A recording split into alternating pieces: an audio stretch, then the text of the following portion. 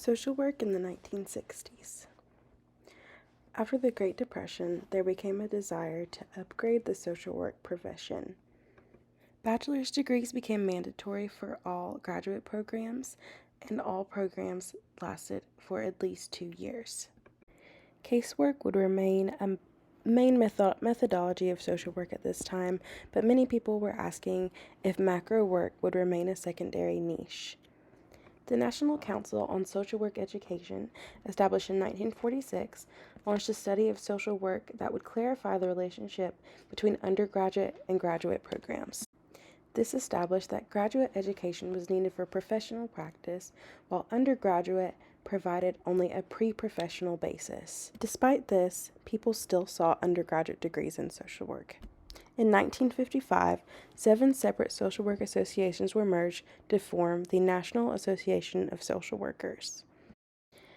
The question still remained, to what extent would the social work profession be committed to social action and justice?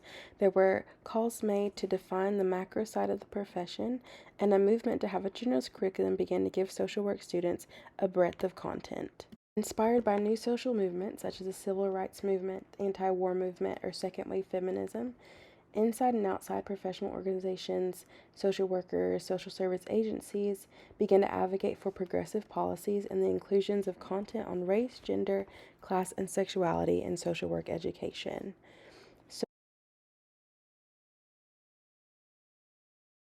Throughout the 1960s, social workers were a crucial part of many civil rights causes. For example, the March on Washington in 1963,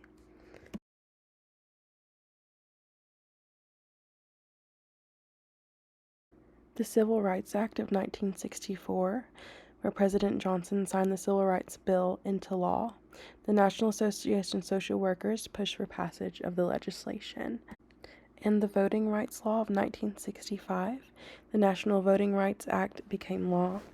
This protected African American and other minorities' right to vote.